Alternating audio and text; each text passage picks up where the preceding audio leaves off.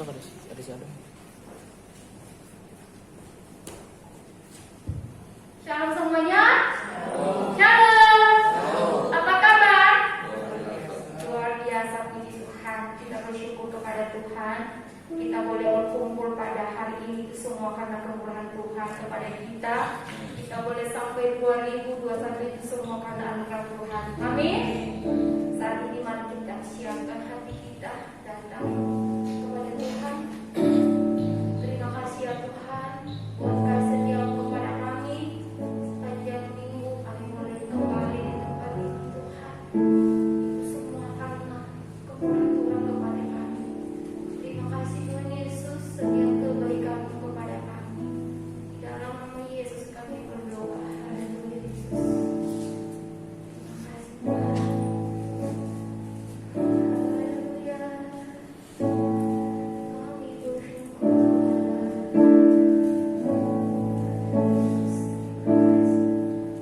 Mari kita mainkan bersama-sama. Sungguh besar setiamu Tuhan.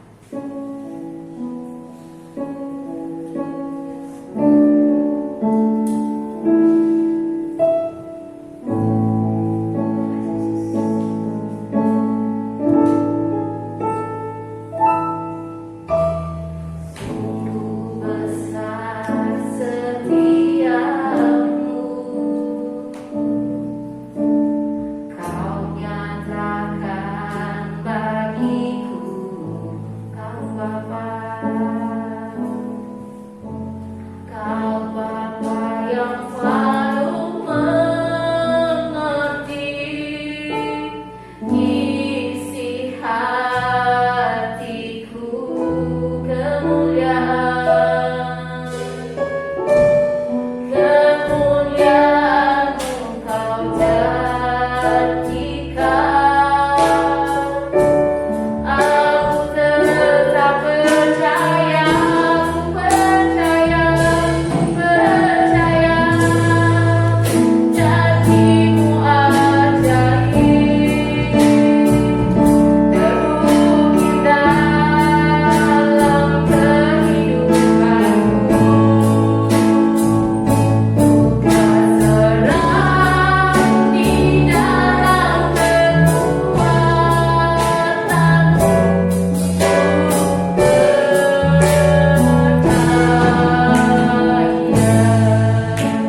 saya undang jemaat Tuhan untuk berdiri. Mari kita bersama-sama menyanyi sungguh besar setiamu,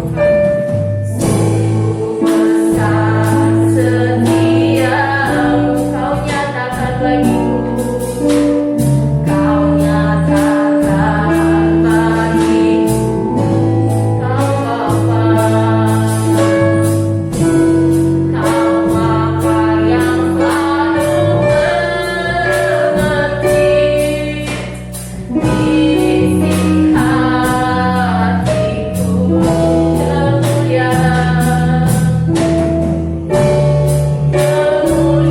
kemuliaan-Mu Kau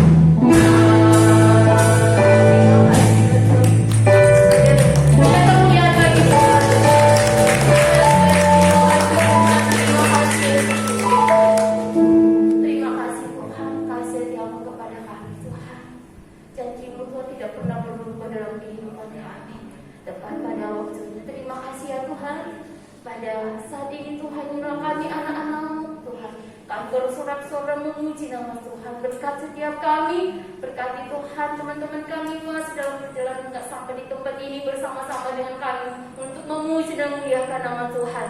Berkati pada ini ya Tuhan, biarlah kuasa-Mu Tuhan Yesus terjadi di tempat ini. Di dalam nama Yesus kami berdoa, haleluya, amin. Kita masih berdiri, kita memuji nama Tuhan. Mari kita bersorak-sorak, kita bersyukur karena Tuhan baik dalam kehidupan kita.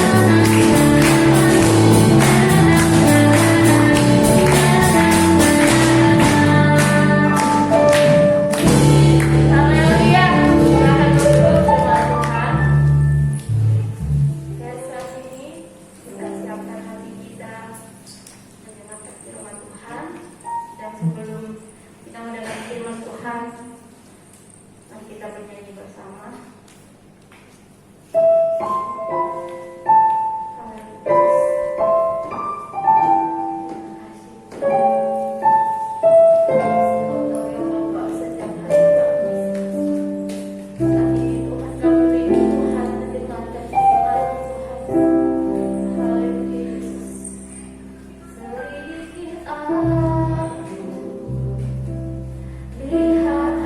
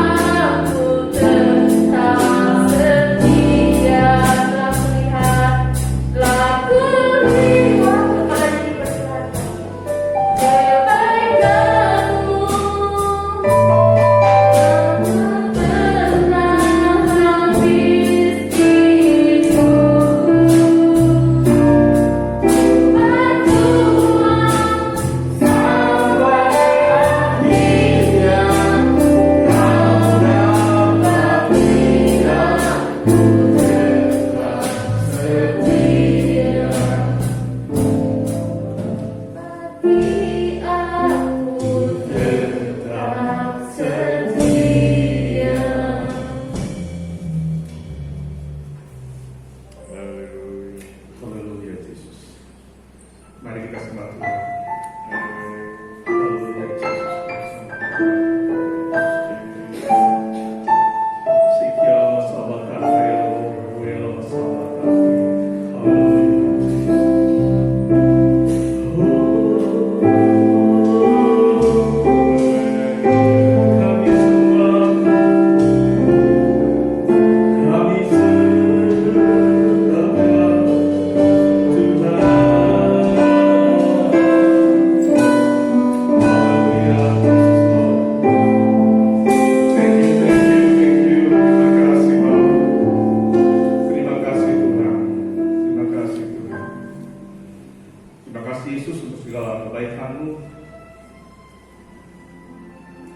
Sungguh benar Tuhan, oleh karena anugerah-Mu kami boleh ada di tempat ini Yesus. Biar kami akan mendengar firman-Mu dan berbicara melalui hamba-Mu Bapa. Yang diberkati pada waktu mereka datang dan mereka keluar pulang Tuhan, tidak sama lagi kami mendengar yang baru. Terima kasih Bapak, dalam nama Yesus yang percaya katakan amin. Oke. Selamat sore. Iya, thank you untuk Pastor Samuel Hartono. Kalau saya boleh perkenalkan dulu ya, kan namanya kita Kalundas. Enggak saya. Saya melayani di Amerika, di Philadelphia. Jadi kalau misalnya ada kunjung ke Amerika, silakan kontak saya. Ya, saya di Amerika di Philadelphia, melayani di gereja Whitehall Mennonite Church. Di mana cuma saya orang Amerika dengan orang Birma, gitu ya. Tapi saya tinggal di Philadelphia, saya main di kota Allentown, sekitar 1 atau 1,5 jam perjalanan ke kota Allentown. Nah ini istri saya Rina, saya punya 3 anak, wanita dan cowok. Yang paling besar sudah menikah, baru punya cucu kemarin Agustus. Dan yang kecil, yang kedua masih kuliah di nursing, dan yang ketiga masih SMA kelas 3, gitu ya. Dan saya kenal dengan Pastor Hartono ini tempat lama, teman kita dari SD, SMP, SMA setengah-setengah kita berpisah, gitu. Saya dengan beliau teman baik, tahu semuanya. Kita tidur bareng, kita tidur di podium, gitu ya. Dan that's amazing. Oke, saya mau bagikan firman Tuhan tentang terambil dari Yeremia 1 ayat 5. Yeremia 1 ayat 5. Yang sudah dapat katakan amin, yang mendapat katakan haleluya. Belum dapat berarti. Yang sudah dapat katakan amin, yang mendapat katakan haleluya. Amin. Dapat semua.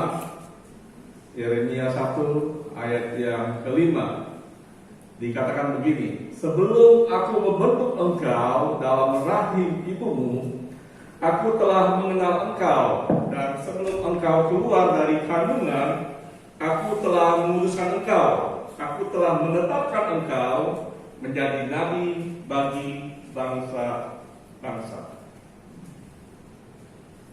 Saudara, Bapak Ibu, semua percaya bahwa kita ada di sini bukanlah kebetulan. Amin. Dan lebih spesifik lagi, bukan karena kegiatan kita dari hari Minggu ke hari Minggu beribadah. Amin. Tetapi ada satu maksud Tuhan, bahwa kita hadir pada hari ini lebih spesial dari minggu yang kemarin. Katakan amin. Kenapa? Karena kalau kita dari hari Minggu ke minggu yang lain, ke bulan yang lain sama saja, maka akan otomatis akan boring, akan menjadi bosan. Betul? Karena hal itu dilakukan sama saja. Tapi kalau kita melihat melakukan sesuatu dari hari ke hari, maka akan menjadi berbeda, dan itu sangat exciting. Halo? Ya. Betul? Yeremia dikatakan bahwa dari sejak dalam kandungan Tuhan sudah memanggil dia menjadi seorang nabi Tuhan. Dan yang kita tahu dalam Yeremia 29 ayat 11, mungkin kita buka Yeremia 29 ayat 11. Dikatakan begini, sebab aku ini mengetahui rancangan-rancangan apa yang ada padaku mengenai kamu. Demikianlah firman Tuhan, yaitu rancangan damai sejahtera dan bukan rancangan kecelakaan, untuk memberikan kepadamu hari depan yang penuh harapan. Wow, katakan wow. Kenapa wow? Karena kenapa? Luar biasa, yes. Sebab Tuhan merancangkan kepadaku, kepada Bapak Ibu semua mengenai tentang rancangan damai sejahtera dan bukan rancangan kecelakaan, untuk memberikan kepadamu hari depan yang penuh harapan. Bapak Ibu, Tuhan sudah tetapkan kita di satu posisi. Tuhan sudah menetapkan kita suatu destiny dalam hidup kita. Sama halnya Yusuf, dia sudah dipanggil oleh Tuhan, mempunyai destiny, mempunyai suatu tujuan hidup untuk menyelamatkan keluarga dan bangsanya. Betul? Ingat ketika Yusuf pada umur sekitar 17 tahun, dia bermimpi bahwa ada bulan bintang menyembah, ada ada padi menyembah dan sebagainya. Dia tahu bahwa dia punya destiny. Dia tahu dia punya tujuan hidup, bahwa dia bisa dipakai Tuhan untuk menjadi alatnya Tuhan untuk membebaskan keluarganya dan bangsanya. Sebab itu pada waktu dia mengalami apapun yang terjadi dalam hidupnya, dia tetap. Pada waktu dia dibuang, pada waktu dia dijual oleh saudaranya, dia tetap memegang janji Tuhan kepada tujuan hidupnya. Bahkan pada waktu dia dimasukkan penjara karena dia kena hoax dari Tante Potifar, masuk penjara, dia tetap setia. Saya mengatakan bahwa hidup orang benar selalu percaya. Kita buka dalam Amsal 4 ayat 18. Amsal 4 18. Tetapi jalan orang benar itu seperti cahaya fajar yang kian bertambah terang sampai petang tengah hari. Saya catat dalam bahasa Inggrisnya begini. But the path of the righteous is like the light of dawn that shines brighter and brighter until the full day. Artinya apa? Hidupan orang Kristen, hidupan orang percaya, hidupan orang benar, itu hidupnya semakin percaya, dan percaya. Bahkan dalam Matius 13 ayat 3, orang benar akan percaya seperti matahari. Nah, berarti kita sebagai orang percaya, sebagai orang benar, kehidupan kita percaya sebagai terang. Tetapi apa yang terjadi Bapak Ibu? Kadang-kala dalam hidup kita sulit untuk berjuang. Maksudnya apa? Ada istilah kalau orang mempresentasikan bahwa memang roh penuh, tetapi daging lemah. Nah, kenapa bisa terjadi demikian? Saya mau bertobat, saya mau tidak merokok lagi, saya mau tidak minum lagi, saya mau tidak berjudi lagi, saya mau tidak berbuat yang tidak benar lagi. Tetapi kadang-kala kita jatuh lagi. Saya katakan, kenapa?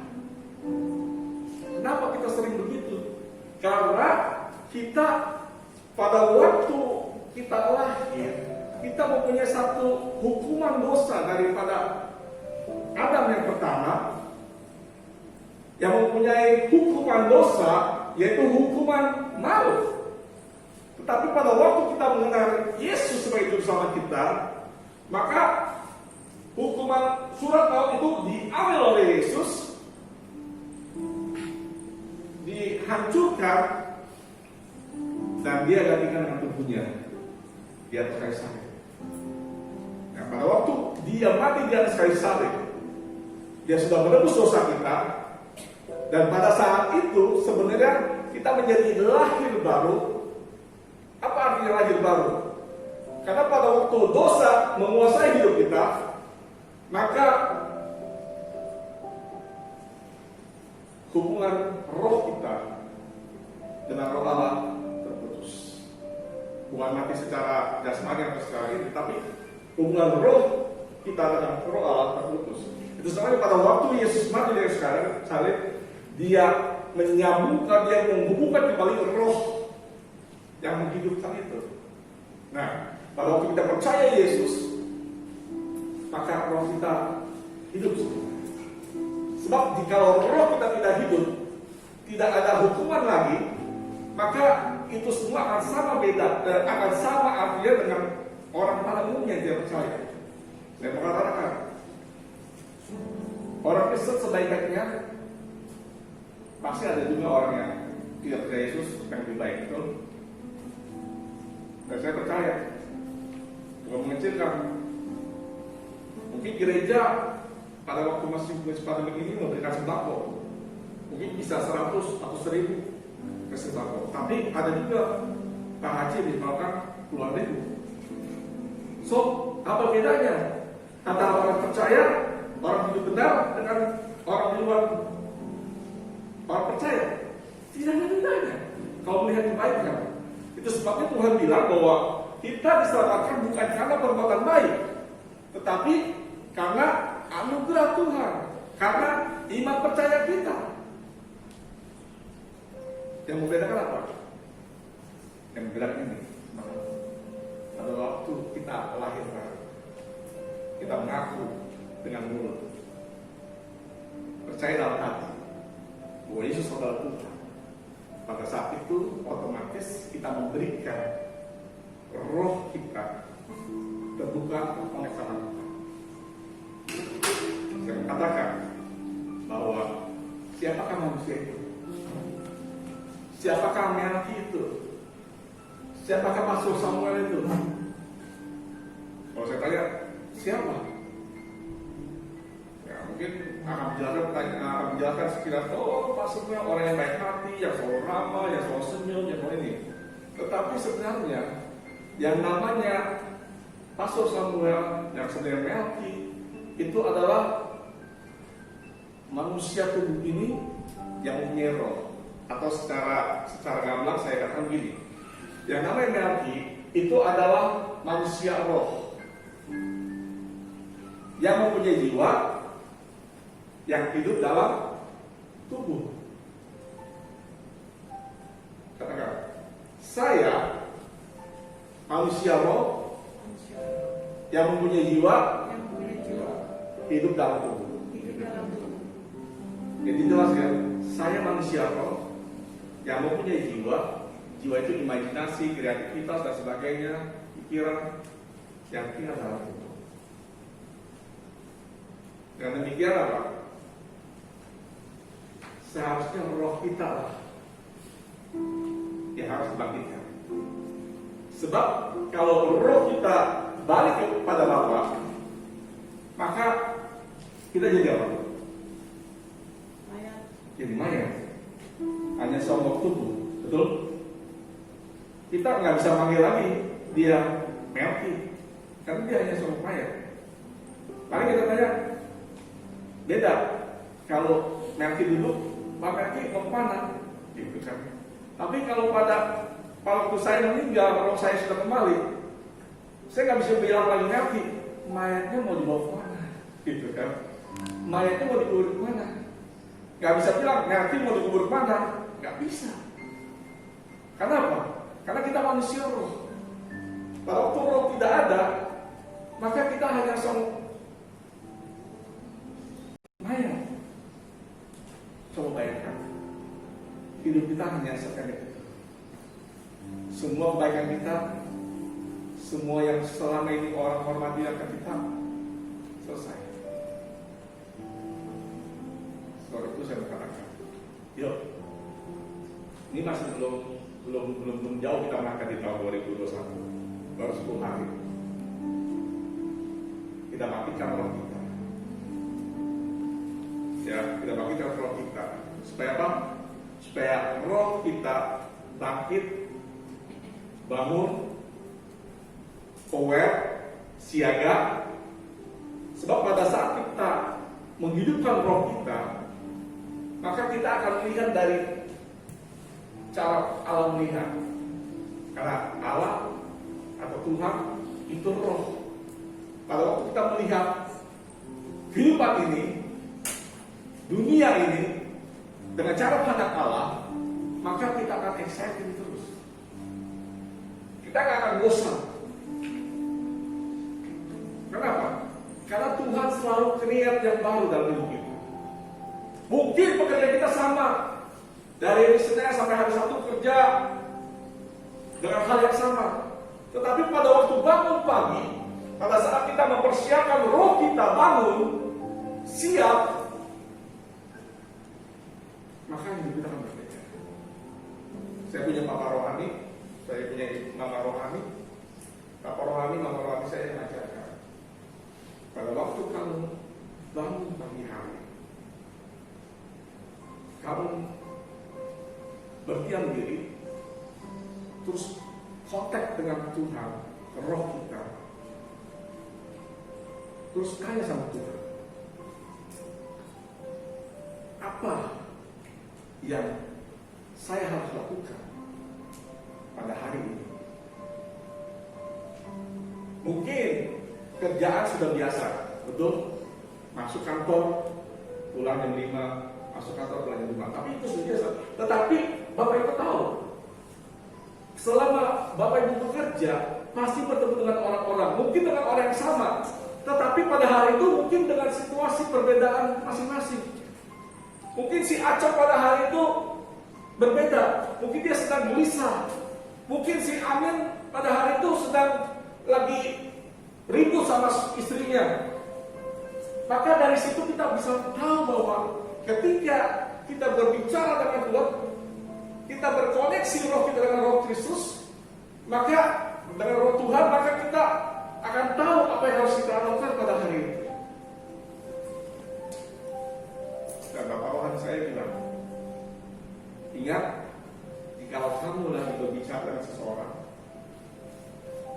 kamu harus pahami bahwa Tuhan ada di situ. Tuhan ada di antara pembicaraan kita.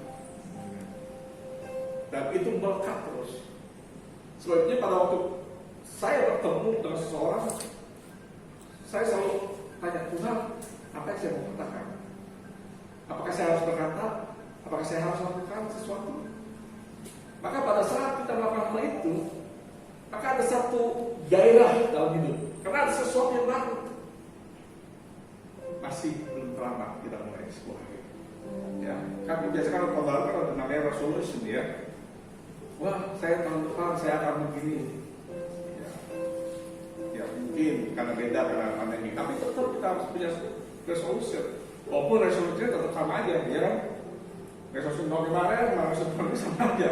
Dari tahun kemarin saya ingin selalu saya bisa kurus, tapi tetap aja gemuk. Saya bilang, oke, tahun depan saya akan kurus, tapi tetap aja gemuk. Ya, tapi tetap aja kita harus resolusi, kita harus membuat sesuatu supaya hidup kita lebih terarah. Nah, saya katakan bahwa benar, righteous, Yesus adalah kebenaran sesungguhnya. Amin. Yesus adalah kebenaran sesungguhnya. Memang saya bisa tahu. Terambil dalam 14 ayat 6 bahwa akulah jalan, kebenaran dan Yesus adalah kebenaran. Terus apakah mungkin kita bisa hidup dalam kebenaran? Saya bilang bisa. Bisa. Kita buka dalam Yohanes 14 ayat yang ke-15 sampai 17.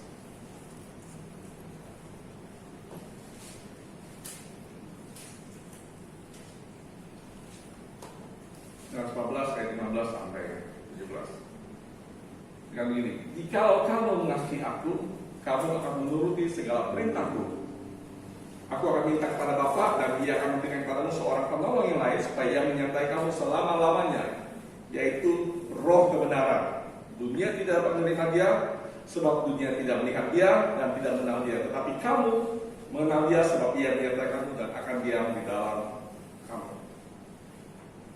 Di dalam ayat 17-nya, yang 17 ayat 17. Yohanes 17 ayat 17.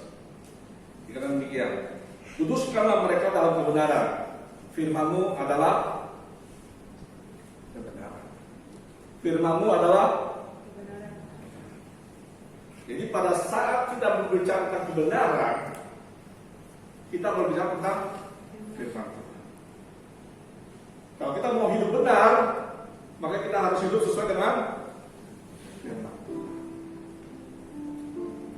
Kalau mau kita sepadan dengan firman, dengan kebenaran, maka kita harus sepadan dengan firman.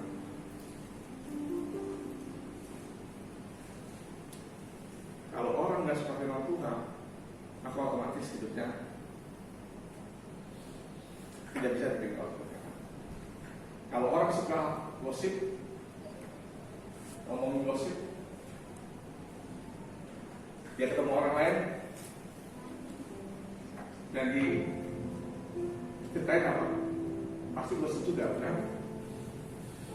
Kalau dia kumpul dengan orang yang suka ngejelekin orang, dia ketemu orang lain, dia ikutin menjelekin orang lain.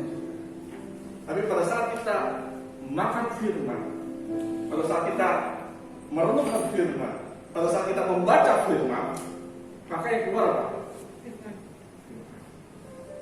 Apa yang engkau dengar itu mencerminkan hidup kita.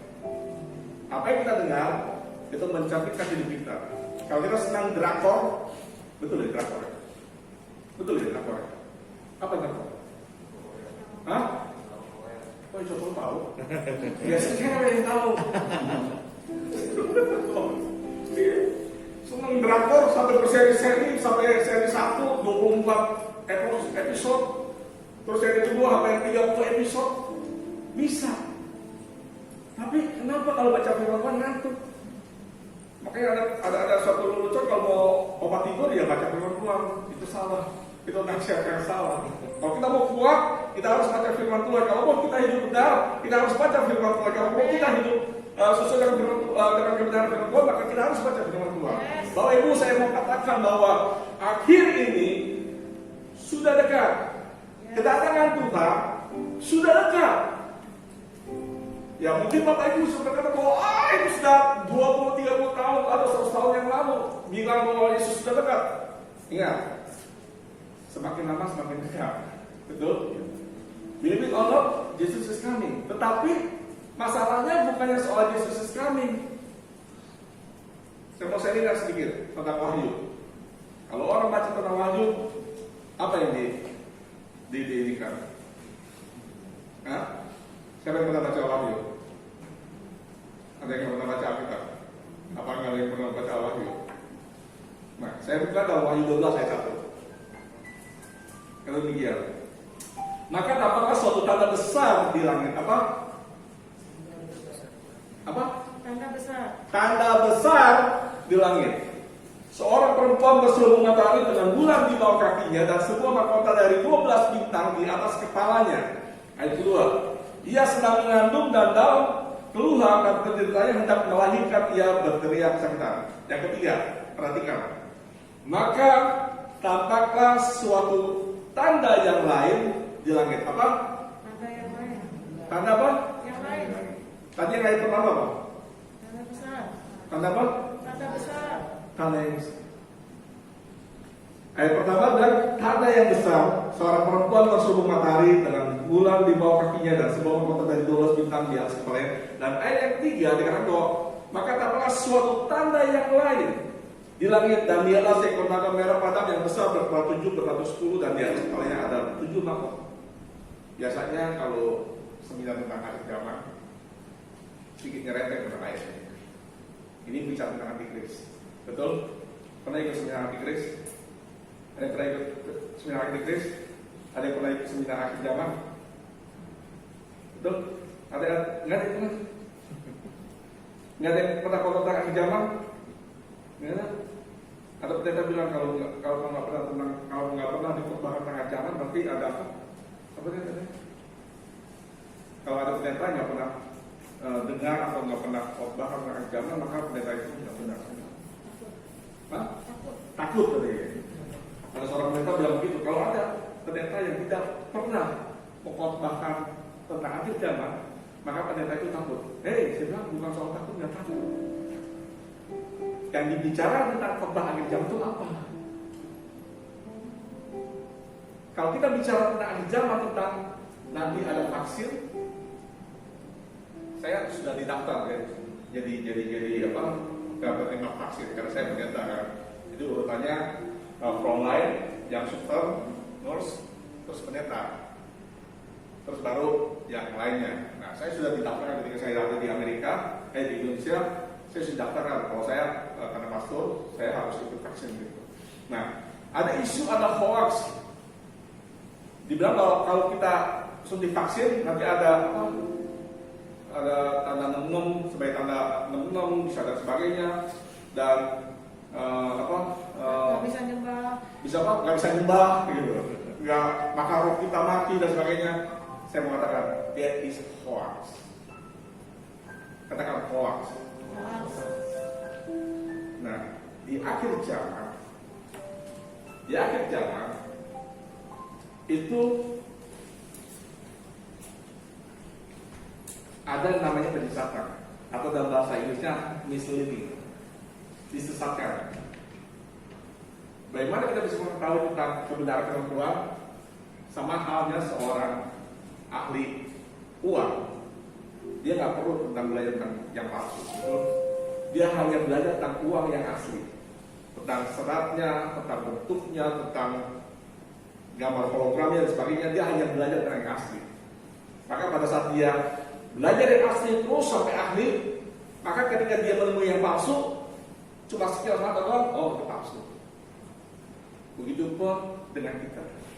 Untuk mengetahui tentang kebenaran firman Tuhan, pelajari tentang firman Tuhan.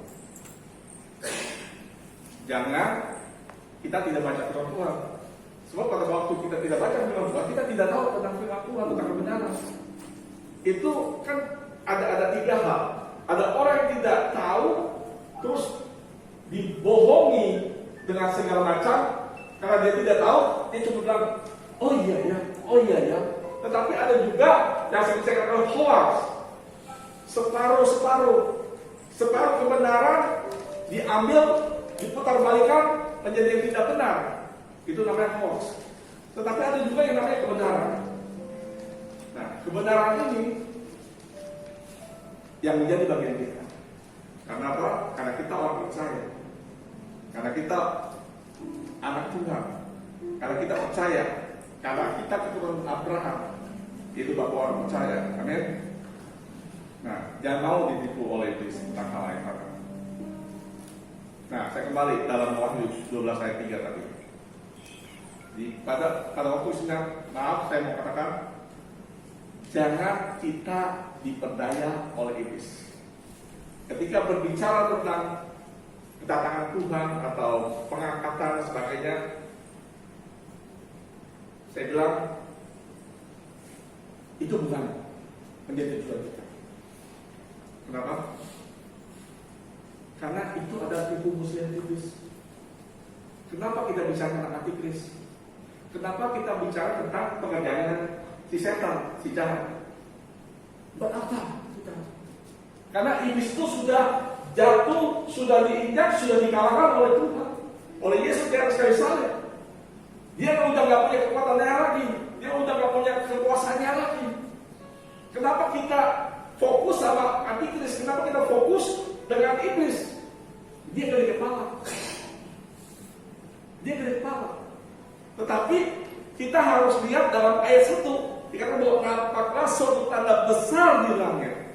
Nah, antikris itu tentang tanda yang lain dalam ayat 3.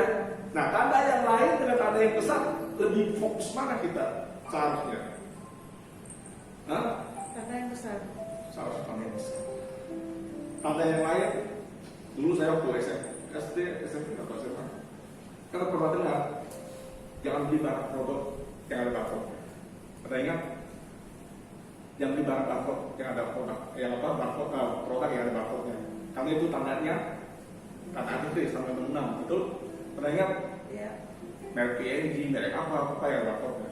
Tapi sekarang lihat, semua barang pakai barcode dan memang harus ada barcode. Cuma kalau nggak barcode nggak bisa di scan untuk dijual. Kalau nggak ada barcode, berarti itu barang ilegal misalnya, karena nggak bisa di scan. Jadi itu tanda yang lain. Iblis kadang-kala mengalihkan percaya kita tentang kebenaran pada hal yang lain. So what? Buat apa kita mengarahkan diri kita pada hati pada si jahat itu? Nah, saya mau katakan tentang kita harusnya dalam Wahyu 12 ayat 1, yaitu suatu tanda besar di langit, yaitu seorang perempuan berselimut matahari dengan bulan di bawah kakinya dan sebuah mahkota dan 12 bintang di atas kepalanya. Ia sedang mengandung dan dalam keluhan dan penderitaan untuk melahirkan, ia berteriak keras. Nah, ini yang harus kita fokus tentang seorang perempuan itu, tentang gereja, tentang rumah Allah yang mengandung kita sebagai anak-anak Tuhan. Kalau kita baca dalam Matius 13 ayat 24 sampai 30, itu bicara tentang lalang dan gandum. Di mana ada gandum, ada lalang. Kalau yang namanya lalang nggak perlu ditanam, nggak perlu diapa, dia akan tumbuh sendiri. Tapi kalau gandum, dia akan tumbuh. Dikatakan dalam ayat 38, ladang itu berbicara tentang dunia, benih baik atau gandum itu tentang bicara tentang anak-anak Allah, dan juga musuhnya adalah iblis. Maka dikatakan bahwa kita punya signature, maksudnya punya signature sama signature, punya kebiasaan berdosa. Anak kecil nggak perlu dikasih tahu, nggak perlu diajarkan tentang bagaimana cara dia untuk berdosa. Anak kecil nggak perlu dikasih tahu bahwa bagaimana caranya dia berbohong. Anak kecil nggak perlu dikasih tahu tentang bagaimana caranya dia berantem, nggak perlu. Dia akan bertumbuh, dia akan bohong dan sebagainya. Karena ada signature, ada signature dalam hidupnya. Tetapi pada waktu kita kenal Yesus, pada waktu kita lahir baru, maka otomatis roh kita akan bangkit dan terkonek dengan Tuhan. Maka kita disebut hidup banyak lagi, banyak Kristus yang tinggal. Dan saya mengatakan, kita masih 10 hari, yuk kita bangkitkan roh Kristus, roh yang ada dalam hidup kita. Sehingga dengan demikian kita menghadapi hidup ini dengan cara pandang alamnya. Kalau ditanya berapa lama lagi pandemi terjadi, no one knows. Bukan saya mencerca. Dulu kita punya harapan ketika vaksin tiba, mungkin pandemi akan hilang. Vaksin pertama sudah datang, akan muncul lagi vaksin yang kedua. Vaksin kedua muncul, akan vaksin ketiga. Kalau kita melihat secara dunia, secara daging, secara pikiran, secara jiwa, kita akan frustasi. Dan sebenarnya saya mengajak, yuk kita bangkitkan roh Kristus yang di dalam kita. Kita adalah anak-anak Allah. Kita adalah ahli pewaris kerajaan Allah. Kita adalah ahli waris, pemilik hak pemilik kerajaan Allah. Amin. Saya percaya bahwa kita adalah anak Allah. Siapa yang percaya bahwa kita adalah anak Allah? Yuk kita baca deh. Kayaknya nggak percaya nih anak kita anak Allah. Sebentar, pastor ya, saya agak sedikit ya. Saya lagi nunggu nih tentang ini. Matius 13.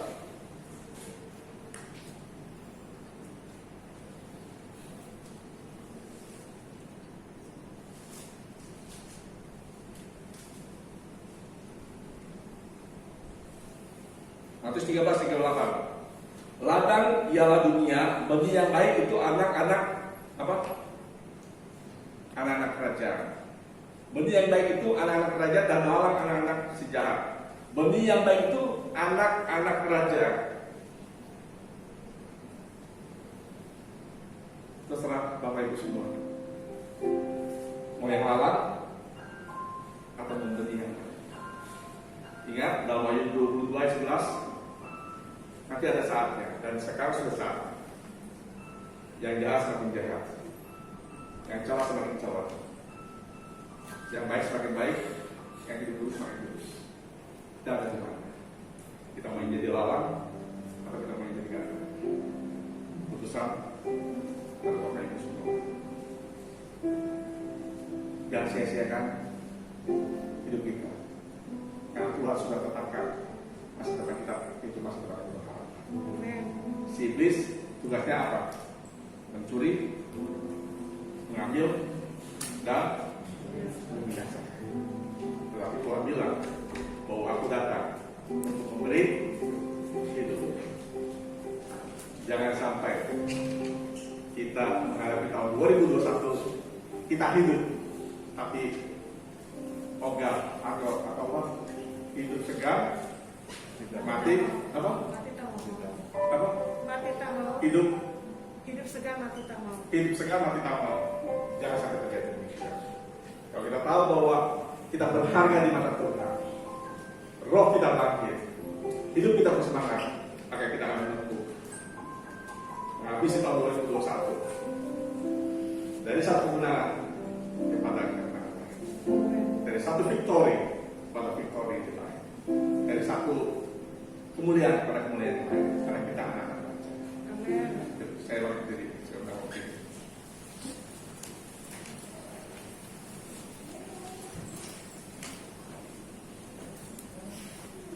Kita akan satu pujian, dan saya nggak tahu ini pujian yang favorit di ini apa.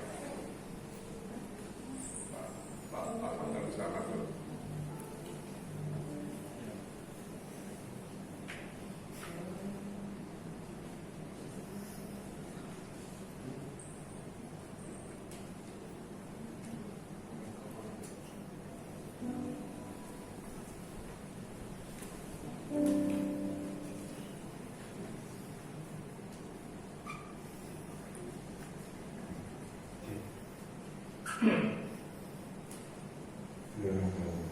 Dan dengan satu pujian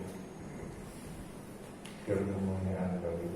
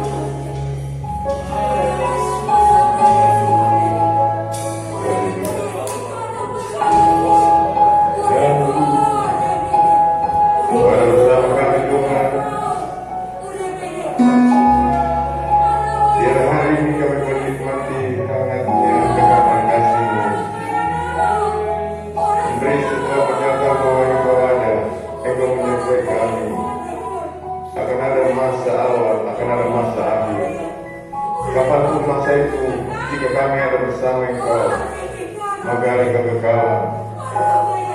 Lihatlah yang selalu indah.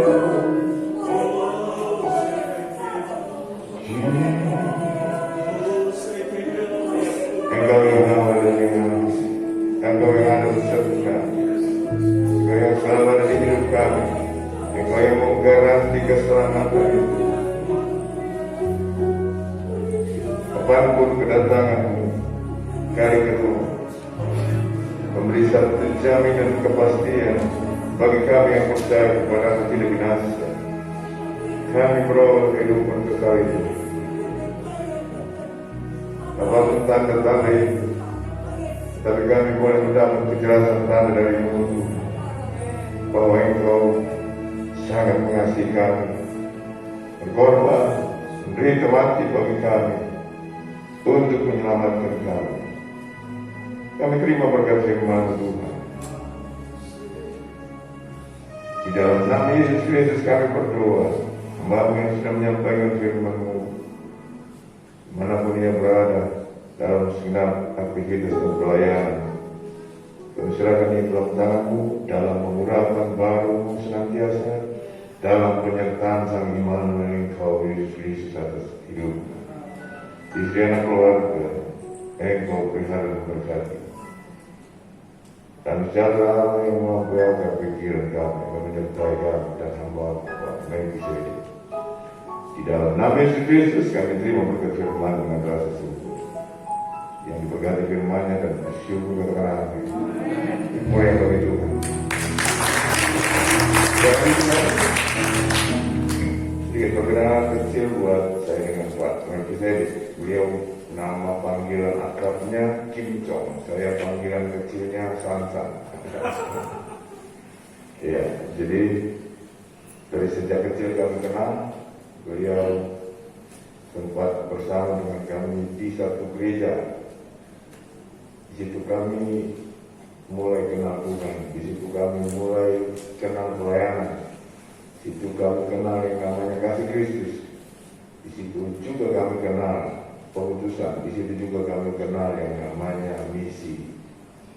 Di mana dari situlah bahwa lahirlah 3 orang yang bersama-sama selalu dengan kami bertiga, yaitu saya, Pak Kim Chong, dan satu lagi Pak Harunianto, ya. Dan berusaha dalam waktu dekat kita bisa bertemu karena kesempatannya hanya sesaat. Beliau akan kembali lagi ke Amerika tanggal 13. Hari ini seharusnya yang lain itu menentukan adalah Pak Makeda. Saya coba kontak beliau supaya di sweet gitu. Dan minggu depan beliau dan minggu ini biar tamu rekan saya Pak Suherman bagi saya Tuhan berkati. Beliau pernah mengajar agama di SMA 17 ya, Belandongan. Bicara tentang tadi kedatangan Tuhan mengenai tema akhir zaman, kapan Tuhan Yesus datang, di SMA 17 lah itu tema khotbah. Dan di mana saya pembicaranya bersama dengan Pak Gilbert. Ya, satu lagi temanya adalah UMI, siapa saya? Orang yang nggak tahu diri, yang nggak kenal dirinya lagi. Ya. Dan saya mesti kasih gambaran tentang kebenaran itu. Kebetulan Pak Gilbert nggak datang, jadi semua materi kita yang borong. Dan kenal saya dengan sekolah SMA 17 dari Pak Suherman karena beliau mengajar di situ. Istri saya jebolan dari SMA 17 juga. Ya, SMP atau tahun berapa? Tahun berapa? SMA apa SMP? SMP 54 ya? Oh SMA? Iya. Iya, nanti kita ngomong. Baik itu saja, salam kenal dari kami. Dan betapa senang berapa puluh tahun kita nggak ketemu, sekarang kita jumpa. Tuhan Yesus berkati. Yang terpenting adalah perjumpaan kami, satu perjumpaan indah di mana kenangan masa dulu menjadi kenangan kecil yang melayani sampai sekarang tetap melayani, dan kami tetap masih adalah pilihan Tuhan. Ya, Tuhan Yesus berkati. Sampai akhir jalan hidup kita tetap melayani Tuhan, sebab tidak yang lebih indah selain melayani Tuhan. Ya, Tuhan Yesus berkati. Oke, itu saja. Saya salam selanjutnya kepada pemimpin acara. saya punya kaset dan saya ingin jadikan kenang-kenangan. Hari ini saya berusaha supaya menyanyi buat mereka karena itu menjadi kenang-kenangan. I know it, you are singer. Kalau boleh hari ini saya nyanyi satu waktu saja beliau untuk saya karena ini kan jarang jumpa dengan beliau.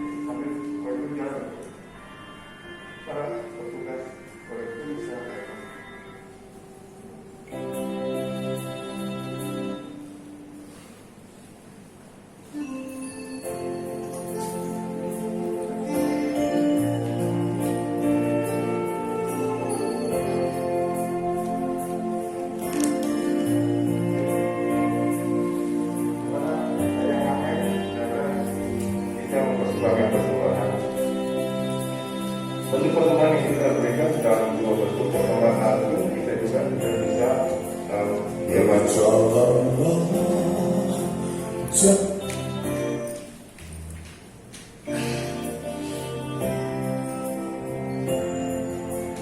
Berjalanlah, jangan takut, sebab Dia berserta. Letakkan langkah, jangan goyah, menghadapi semuanya. Pandang wajahnya, ingat firman-Nya, kau kan dikuatkannya, kau kan ditemukannya, dihiburkannya selamanya.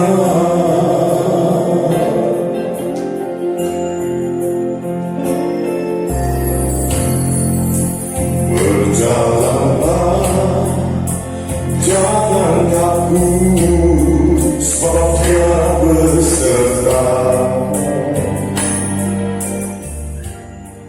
Letakkan langkah, jangan goyah, menghadapi semuanya.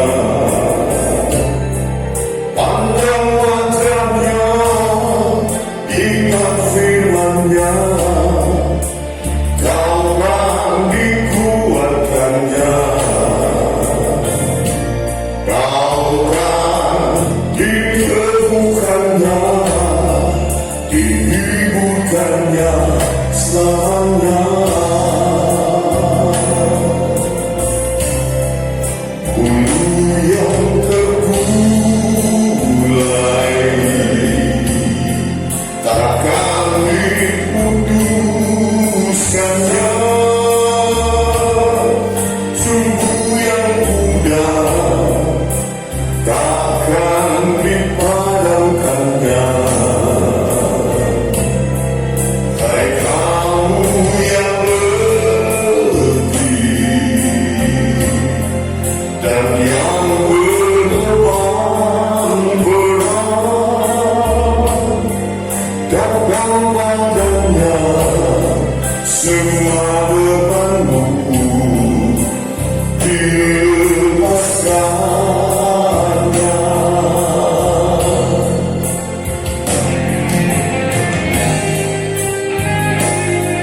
Dia menyatakan bahwa saya kepada kita yang Dia berfirman dan berbuat dalam berbuat maka Dia memberikan kebenaran.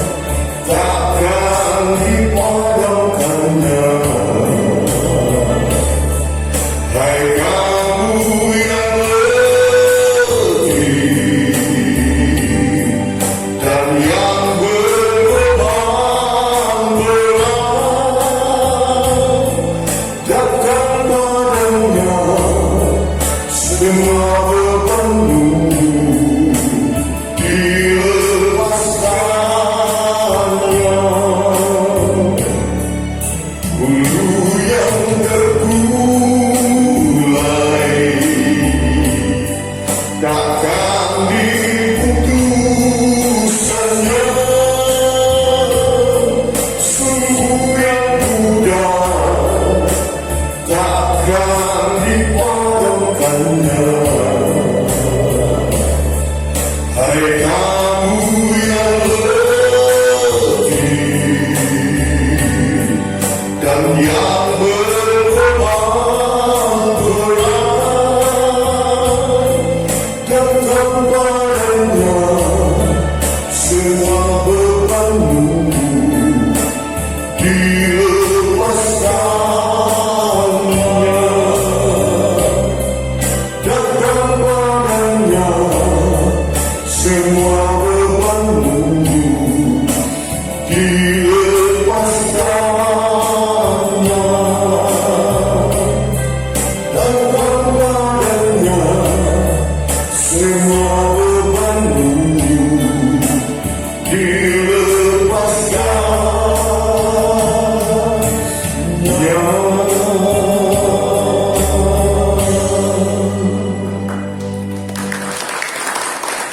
Betapa menderitanya kalau nyanyi pakai masker, napas kita habis dengan mati dia. Baik Tuhan berkati dan yang serahkan pada pembinasaran selama hari Minggu. Tetap setia terus sampai Tuhan Yesus datang. Tuhan Yesus memberkati. Shalom.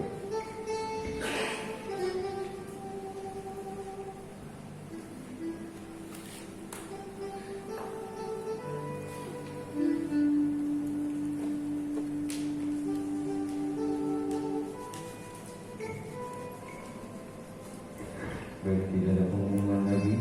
Kita lagi berdiri, kita menutup ibadah kita pada kesempatan malam hari ini. Memuji bersama kami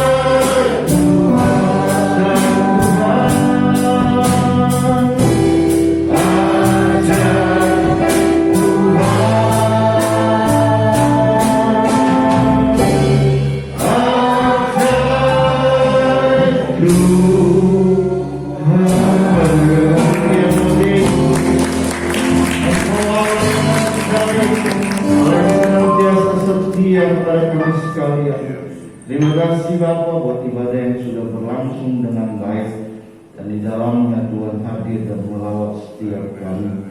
Berkat-Mu atas hamba-Mu, berkat-Mu atas kami sekalian. Tuhan menjadi sumber berkat atas kami sekalian.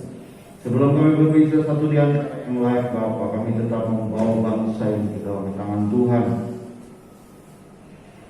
Bapa,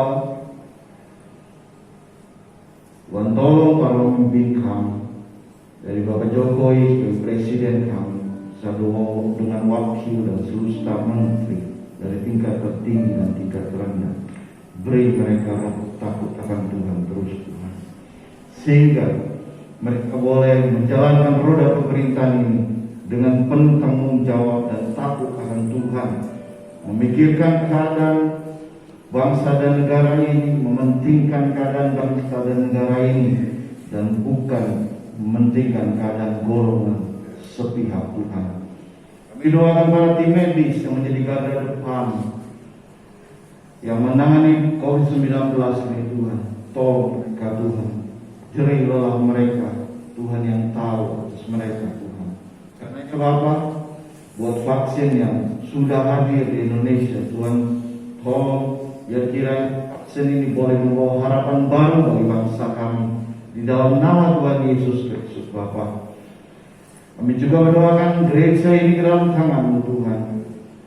Gereja ini ada dan berdiri karena ada doa-doa kami di dalamnya Bapa. Karenanya biarkan terus roda gereja ini berjalan Tuhan. Kami doakan pemimpin kami, Samuel, sebagai gembala, dengan ibu dan seluruh staf gereja yang ada. Tuhan terus berikan kesehatan di antara mereka, sehingga sungguh dengan kesehatan ini Tuhan kami boleh melihat kuasa Tuhan terus bekerja atas gereja di mana kami ada. Bapa, sebentar kami berpisah, Engkau pulang yang akan memberkati setiap kami, Bapa. Sedangkan kedatangan kita, pastikan bahwa Engkau pulang diberkati oleh Tuhan. Diberkati Engkau dengan kesembuhan ilahi, panjang umur dan kesehatan. Proteksi perlindungan dari Yesus melindungi Engkau dari setiap fanatis iblis, pergaulan yang menyesatkan serta fanatis iblis. Berkati Engkau dengan kemampuan, keterampilan, pekerjaan baik yang berjalan di tanganmu, yang hasilnya berlipat kali ganda serta mempermuliakan Tuhan. Berkati dengan mata budi pengetahuan surgawi serta mahirot alam bisa menembus dirimu, berkat jasmani dan rohani, berkat alam suci dan berjodoh, sukacita dan sejahtera melimpah sungguh. Dengan kasih Tuhan, pelanggan rumah masing-masing beserta dengan Tuhan kita Yesus Kristus, terima berkat kasih karunia Bapa, cinta kasih Tuhan kita Yesus Kristus, serta persekutuan Roh Kudus menyertai kita sekarang ke Maranatha. Yesus datang kali kedua menjemput kita dengan kudusnya. Haleluya. Baik, katakan terima kasih.